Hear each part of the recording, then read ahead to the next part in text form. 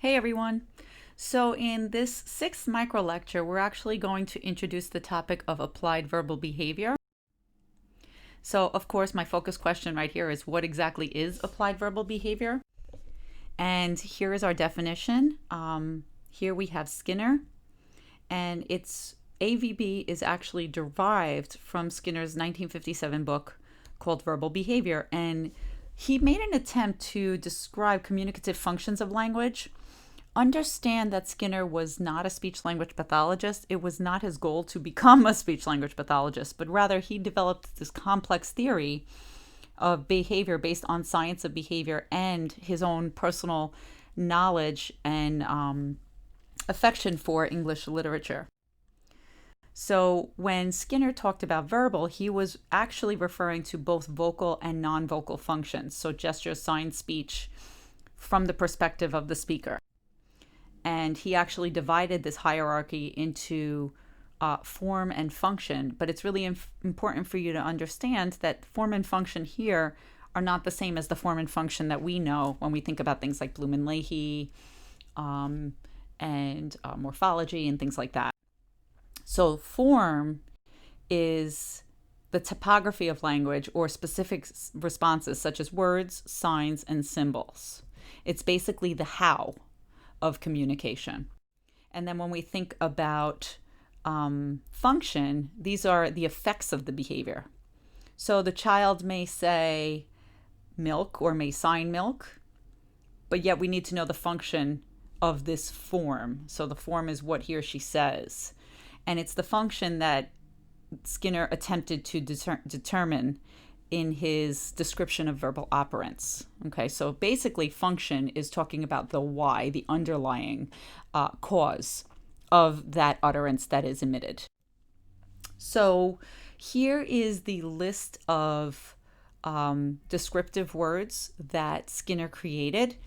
And he talked about mands that came out of the word commands, which are requests, and echoics and tacts, which came out of contacts, and interverbals. We're going to go through each one of these: textual responses and autoclitics. So mands are basically the antecedent in which the conditions of deprivation are the cause, whether or not the item is present. Okay, so in other words, there's some sort of need, some sort of want or desire. So how do we know if a mand has occurred? There's, again, some sort of a deprivation or aversive condition. It's preceded by a non-vocal, non-verbal antecedent, and it specifies the actual desired item, which becomes the reinforcer. So here's an example. A child says juice, which is the form. When he or she is thirsty, that's the deprivation. And the delivery of the juice is the reinforcer for the instance of verbal behavior. Then we know that the mand has occurred. When we talk about echoics, we're talking about point-to-point correspondence with a verbal model. So if a parent says cookie and the child echoes the parent saying cookie, an echoic behavior has occurred. Tacts, again, comes from the shortened word of contacts, where there are verbal operants involving a nonverbal antecedent. So if a child says juice in the presence of juice, the reinforcer consists of the parent saying, yes, that is juice. The child may or may not actually get the juice. It's more of an affirmation of what he or she said. This is a pure tact because there's no verbal antecedent. That is, the child says juice even if asked, if not asked. So it's not like the parent said, hey, what's that? And the child says juice.